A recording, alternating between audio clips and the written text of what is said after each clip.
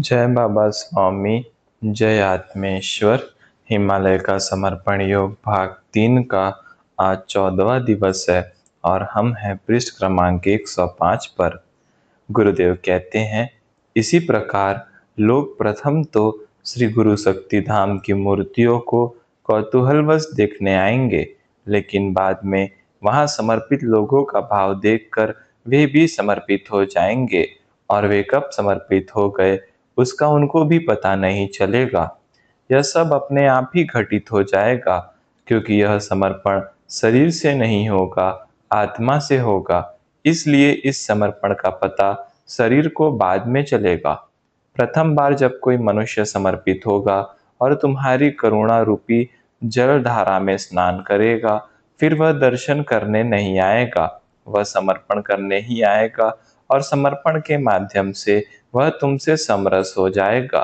मनुष्य की स्थिति कभी बुद्धि प्रदान होती है तो कभी आत्म प्रदान होती है।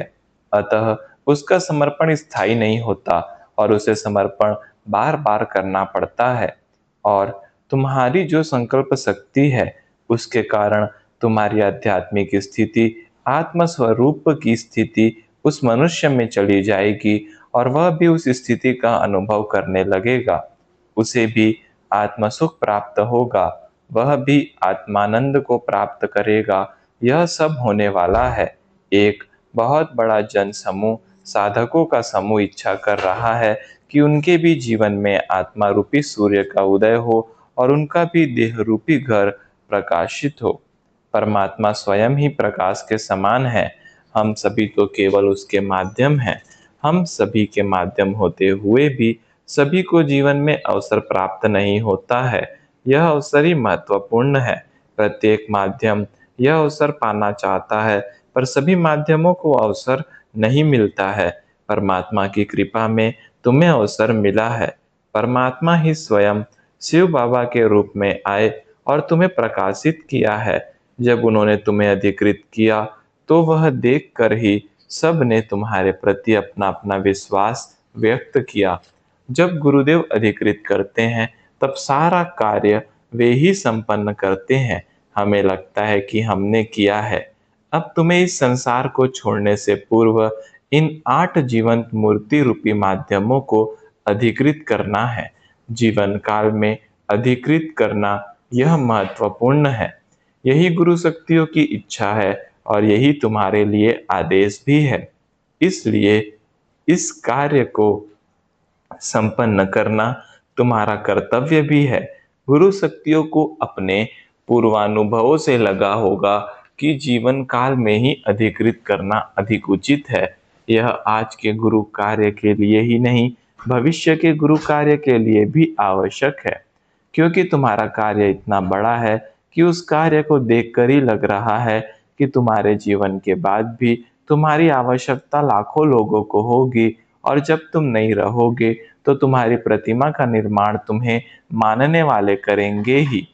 यह सब गुरु शक्तियों को दिख रहा है और मुझे भी स्पष्ट दिख रहा है। इसलिए उन प्रतिमा रूपी माध्यमों की शुद्धता के लिए, पवित्रता के लिए तुम स्वयं ही अपने जीवन काल में प्रतिमाएं बनाओ और अपने जीवन काल में ही उन्हें अधिकृत करो। क्योंकि जीवन काल के बाद लोग क्या करेंगे इसका कोई विश्वास नहीं है। तुम्हारी प्रतिमा होगी, उसे अधिकृत तुम्हारा कोई शिष्य करेगा जिसे उसे अधिकृत करने का अधिकार नहीं होगा। उससे अच्छा है तुम स्वयं ही अपने जीवन काल में यह कार्य संपन्न करो। श्री गौतम बुद्ध ने अपने जीवन काल में अपने मृत्यु पत्र में लिखा था, मेरे मरने के बाद मेरी कोई प्रतिमा न बनाई जाए। तो आज विश्व में सबसे अधिक प्रतिमाएं गौतम बुद्ध की हैं। उन्होंने अगर एक भी प्रतिमा अपने जीवन काल में अधिकृत की होती तो वह आज विश्व की सबसे दुर्लभ कलाकृति होती, पर ऐसी एक भी नहीं है। ऐसी ही सब बातों को देखकर मेरी भी इच्छा है यह अधिकृत करने का कार्य तुम तुम्हारे जीवन काल में करो, ताकि तुम्हारी ही प्रतिमा हो और तुम्हारी ही प्राण शक्तियां हो।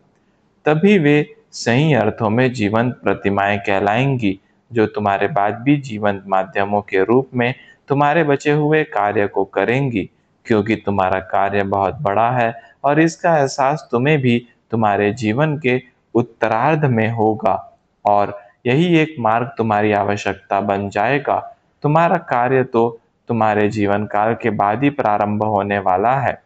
चलो अब रात बहुत हो चुकी है, अब सो जाओ।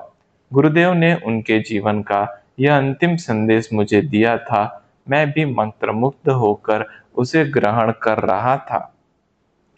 दूसरे दिन बड़े सवेरे ही गुरुदेव जग गए थे। मैं उनकी आहट से ही जग गया था। उन्होंने कहा, मैं चाहता हूँ मैं इस गुरु स्थान पर ही समाधिस्थ हूँ। इसीलिए आज हम दोनों मिलकर यहाँ पर एक बड़ा खड्डा खोदेंगे, क्योंकि मैं नहीं चाहता कि मेरे जाने के बाद यह कार्य तुम अकेले करो। इसलिए आज हमें यही कार्य करना है। फिर वे पत्थर के दो टुकड़ों से ही खोदने लग गए और मैं भी उनकी मदद करने लग गया। थोड़ा खोदने के बाद उस वृक्ष की एक भारी सी जड़ निकल आई। गुरुदेव बोले, इस जड़ को हमें आहत नहीं करना है, से ही खोद लो। मैं जाते जाते इस वृक्षराज को आहत नहीं करना चाहता। मेरा अहोभाग्य है जो इसका सानिध्य मुझे जीवन में मिला। इस वृक्षराज ने मेरी बड़ी सेवा की है। मेरे गुरुदेव बड़े करुणामय थे। वृक्ष के प्रति भी उनके मन में करुणा थी, दया थी और अनजाने में भी अपने से किसी को कोई कष्ट न हो यह प्रयास था। वे बड़े कोमल हृदय के थे। खोदने के लिए मेरे पास का डाव काम आ रहा था, जो लकड़ी काटने के लिए मैं साथ लेकर आया था। जब खड्डा काफी गहरा हो गया तो गुरुदेव बोले, अब बाहर आ जाओ, अब शाम हो गई है। उन्होंने हाथ पकड़कर मुझे ऊपर खींचा। बाद में हम दोनों उस गुफा के बाहर आकर थोड़े समय बैठ गए। फिर गुरुदेव ने कहा, चलो मैं अंतिम बार हिमालय की पर्वत श्रृंखला का दर्शन करना चाहता हूँ। फिर हम दोनों उस वृक्षराज से भी ऊपर की पहाड़ की चोटी पर गए। वहां से पीछे की हिमालय पर्वत श्रृंखला बड़ी ही सुंदर दिख रही थी।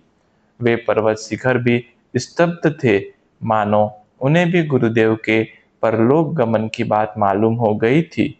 आज पूरा वातावरण ही शांत शांत था, मानो सब कुछ थम सा गया हो। अन्यथा इस पर्वत शिखर पर थोड़े समय भी खड़े रहना कठिन प्रतीत होता था। सब स्थान पर एकदम शांत वातावरण था। सूर्य भी अस्त होने जा रहा था। गुरुदेव ने सूर्य भगवान को नमस्कार किया और उनसे विदाई लेते हुए कहा, अब कल का सूर्योदय मैं नहीं देख सकूंगा। कल सुबह जब तुम उगोगे तब मैं तुम्हारे दर्शन न कर सकूंगा। इसीलिए आज ही नमस्कार कर रहा हूँ। आज तुम्हें गुरु शक्ति मानकर नमस्कार कर रहा हूँ। मेरे पूर्वजों गुरु हुए थे तब मैं जीवित नहीं था, इसीलिए उन भूतकाल के गुरुओं को भी हे सूर्यदेव तुम्हारे माध्यम से नमस्कार कर रहा हूँ। आज के बाद भी कई गुरु इस धरती पर अवतरित होंगे, तब मैं जीवित नहीं रहूंगा। इसीलिए भविष्य के गुरुओं को भी मैं तुम्हारे माध्यम से नमस्कार कर रहा हूँ। वर्तमान काल में जो गुरु जीवित है और हिमालय में जो गुरु ध्यानस्थ है, उन्हें भी मैं तुम्हारे माध्यम से ही नमस्कार कर रहा हूँ। फिर सूर्यास्त होने ही वाला था कि एक बहुत बड़ी हिमशिला अचानक हमारे सामने ही एक पर्वत से नीचे की ओर खिसकने लग गई और धीरे धीरे संपूर्णतः गिर गई, मानो हिमालय भी अपने पुत्र के विरह से रो रहा हो। हिमालय का पुत्र हिमालय से विदा हो रहा था। सूरज की लाल लाल आभा सारे वातावरण को एक अलग ही छटा दे रही थी। मेरे सामने दो सूर्यास्त हो रहे थे, एक सूर्यदेव का सूर्यास्त, दूसरा गुरुदेव रूपी सूर्य का सूर्यास्त। मुझे तो लग रहा था मानो उस दिन की शाम मेरे जीवन की अद्भुत शाम हो। दो सूर्यों के अस्त होने का नजारा मैं देख रहा था। दोनों का आभा मंडल एक दूसरे में ही समा गया था। सूर्यास्त हो रहा था और गुरुदेव उसे नमस्कार करने के लिए खड़े थे। उस क्षण लगा बस जीवन यहीं ठहर जाए। उन दो सूर्यों के मिलन की वेला का एक एक क्षण मेरे हृदय में समाहित हो रहा था। एक सूर्य की दूसरे सूर्य से विदाई का क्षण था। मुझे गुरुदेव के सिर के ऊपर भी एक सूर्य दिख रहा था और गुरुदेव के सामने भी एक सूर्य दिख रहा था। दोनों इतने सामने थे कि कौन सा सूर्य अस्त हो रहा है यह समझ में नहीं आ रहा था। उन दो सूर्यों का नजारा मैंने मेरे जीवन में कभी नहीं देखा था। दोनों बिल्कुल समान थे, मानो एक का प्रतिबिंब दूसरा हो। जैसा पानी में दिखता है वैसा वैसा ही लग रहा था। आसपास के ऊंचे ऊंचे वृक्षों पर भी शाम के समय पक्षी चहचहाते रहते थे। उस दिन मानव वर्ग में मुख्याध्यापक आ गया हो, ऐसा वातावरण था। सब पक्षी भी एकदम शांत थे। मैं बार बार अपने हाथों की उंगलियां दबाकर और अपने बाल खींचकर यह समझने का प्रयास कर रहा था कि कहीं यह स्वप्न तो नहीं था। दो सूर्यास्त एक साथ कैसे हो सकते थे, क्योंकि ऐसा जो दृश्य दिख रहा था उसकी तो मैंने कभी कल्पना भी नहीं की थी। दो सूर्य मुझे एक साथ स्पष्ट स्पष्ट नजर आ रहे थे। दोनों का रंग समान था, दोनों की आभा समान थी, दोनों का प्रकाश समान था। और देखा तो गुरुदेव के ऊपर का सूर्य ही दिख रहा था। गुरुदेव दिखाई नहीं दे रहे थे। मैं आश्चर्यचकित हो गया। गुरुदेव कहाँ गए? अभी तो यहीं खड़े थे, सूर्य को नमस्कार कर रहे थे। कहाँ गए? मैं थोड़ा घबरा भी गया था कि यह सब कैसे हुआ। उस क्षण इतना अधिक चैतन्य प्रवाहित हो रहा था कि उसे सहन कर पाना मेरे लिए कठिन हो रहा था। केवल दो सूर्य दिख रहे थे। धीरे धीरे सूर्य अस्त होने लग गया। सूर्य जब संपूर्ण अस्त हो गया तो गुरुदेव के ऊपर का सूर्य भी अस्त हो गया। धीरे धीरे गुरुदेव दिखने लग गए, जो शांत चित्त से सूर्य को नमस्कार कर रहे थे। उस दिन मैंने दो सूर्यों को अस्त होते हुए देखा था। बाद में गुरुदेव और मैं दोनों पहाड़ से नीचे उतर रहे थे। दोनों मौन थे। मेरे भीतर उस दृश्य के प्रति कौतूहल था कि वह दो सूर्य वाला दृश्य क्या था। जब हम वृक्षराज के पास पहुंचे तो गुरुदेव बोले, मनुष्य प्रकृति का अंग है, और जब वह अपना अलग अस्तित्व खो देता है तो उसकी प्रकृति के साथ समरसता स्थापित हो जाती है और वह एक माध्यम बन जाता है जिसमें प्रकृति का प्रतिबिंब देखा जा सकता है। यह दृश्य ऐसा ही था। मैं सूर्य देवता के साथ समरस हो गया था, इसीलिए सूर्य देवता मेरे ऊपर प्रतिबिंब हो रहे थे, क्योंकि मेरे शरीर का अस्तित्व मैंने उन्हीं को समर्पित कर दिया था। जब शरीर का अस्तित्व ही नहीं रहा तो शरीर दिखेगा कैसे? और जब अस्तित्व ही समाप्त हो गया तो प्रकृति ही प्रकृति रह गई। सूर्य का प्रतिबिंब शरीर में दिखने लग गया। वास्तव में मनुष्य का कोई अस्तित्व ही नहीं है, बस वह समझता है कि उसका कोई अस्तित्व है। वास्तव में यही मनुष्य का भ्रम है। इसी भ्रम के अहंकार में मनुष्य जीता है और मरता है। इस अहंकार से परे जाना ही मोक्ष है। तुम्हें यह दृश्य सदैव याद रखना है और प्रयास करना है कि ऐसी ही स्थिति तुम्हें भी जल्द से जल्द मिले। अपने अंदर के अहंकार को एक सही दिशा देना ही पुरुषार्थ होता है। उसे भीतर की ओर लेकर जाना चाहिए। अपने आप को जानने के लिए उसका उपयोग होना चाहिए। इससे उसका सही इस्तेमाल होगा और दूसरी ओर उस पर नियंत्रण भी हो जाएगा।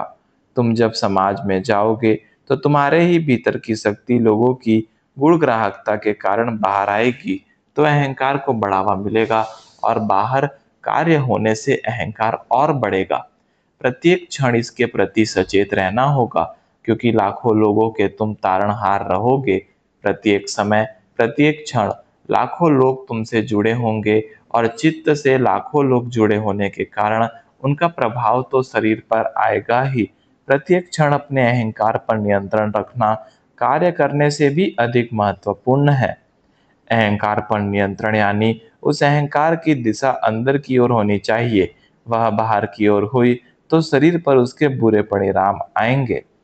चित्त इतना शक्तिशाली हो जाएगा कि वह लाखों लोगों की सामूहिकता की शक्ति के कारण अहंकार के खतरे से परे ही होगा। पर शरीर का क्या? जब तक शरीर है तब तक शरीर पर उसके परिणाम होंगे ही। चित्त को बाहर खींचने वाले पल पर मिलेंगे। पल पल होने वाली घटनाएं चित्त को बाहर निकालने का प्रयास करेंगी और तुम्हें उसे अंदर की ओर रखने का प्रयास करना होगा। तुम जितना अंदर की ओर लाने का प्रयास करोगे, बुरी शक्तियां उतना ही बाहर की ओर ले जाने का प्रयास करेंगी। तुम्हारा कार्य तो लाखों लोगों के लिए होगा, तो लाखों लोगों की नकारात्मक शक्तियां संगठित होकर तुम्हारे विरुद्ध कार्य करेंगी। वे प्रयास करेंगी कि तुम्हारी कोई साधना, कोई तपस्या, फलीभूत न हो, क्योंकि तुम्हारी साधना से, तुम्हारी तपस्या से लाखों लोगों की नकारात्मक शक्तियां नष्ट होंगी।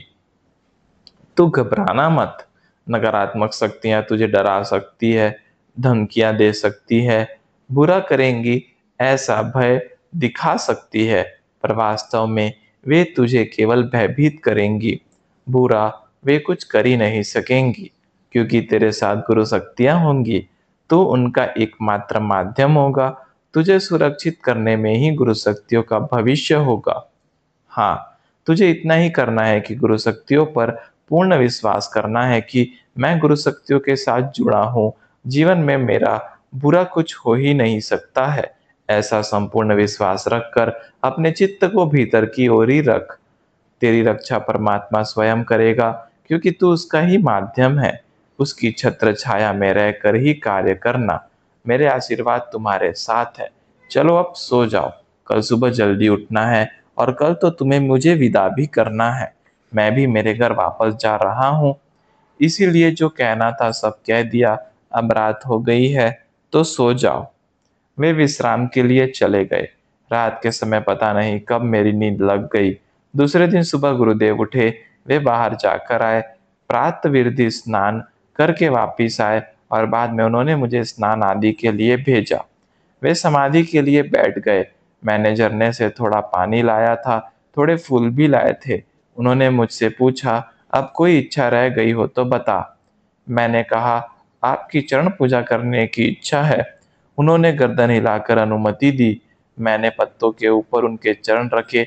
जिन चरणों ने मेरे गुरुदेव के शरीर का भार जीवन भर उठाया था, वे चरण भी विश्राम करने जा रहे थे। उन्हें भी सदा के लिए आराम मिलने वाला था। जिन चरणों पर चित रखकर मैंने ज्ञान प्राप्त किया था, वे चरण परम तत्व में विलीन होने जा रहे थे। बड़ी सावधानी से, बड़ा संभल कर मैंने फूल को पानी में डुबाकर फूल से ही चरणों को स्वच्छ किया। फिर थोड़ा थोड़ा पानी हाथों में लेकर चरणों को धोया। गुरुदेव के चरणों के नाखून भी थोड़े थोड़े बढ़ ही गए थे। मैं सोच रहा था, ये नाखून भी कितने भाग्यशाली है। उन्हें सदैव चरणों के पास रहने का अवसर मिला है। आज ये भी गुरुदेव के साथ जा रहे हैं। गुरुदेव के दाहिने पैर की एड़ी के ऊपर किसी चोट का निशान था। चोट कभी चलते समय लग गई होगी। मुझे लगा, अच्छे मार्ग पर चलते हुए चोटें तो लगती ही हैं। फिर भी इन चरणों ने सदैव गुरुदेव का साथ दिया है। उनके बाएं पैर में 2 कांटे लगे थे। मैंने निकालने का प्रयास किया तो गुरुदेव बोले, उन्हें पैरों में ही रहने दो, वे मुझे अब समर्पित हो गए हैं। मैंने भी निकालने का प्रयास किया था, पर नहीं निकले। वे भी शायद मेरे साथ घर जाना चाहते हैं, और वे मुस्कुरा दिए। मेरे नैनों से पानी की वर्षा हो रही थी। चरण पूजा तो मैं आंसुओं से ही कर रहा था। यह देखकर वे बोले, जाते हुए अपने गुरु को क्या प्रसन्नता से विदा नहीं कर सकता? अरे, तू प्रसन्न हो जा। मैं तो मेरे घर जा रहा हूँ। बहुत बाहर रह लिया। मैं खुशी से जा रहा हूँ। तू भी मुझे खुशी से विदा कर। मैं मेरी जीवन तपस्या का सारा फल, सारी शक्तियाँ तुम्हें सौंप कर जा रहा हूँ। जा तो यह शरीर रहा है। इसने मेरा बहुत साथ दिया है। अब बेचारा आराम करना चाहता है।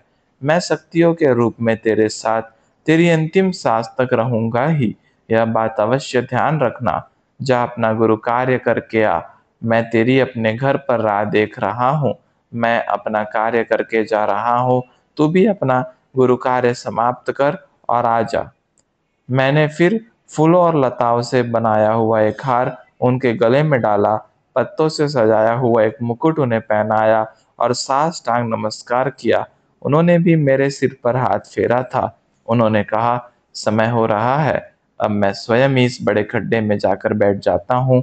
मैंने कहा, गुरुदेव एक क्षण रुकिए। मैंने बड़े भाव से कुछ फूलों को खड्डे में आसन के रूप में बिछाया।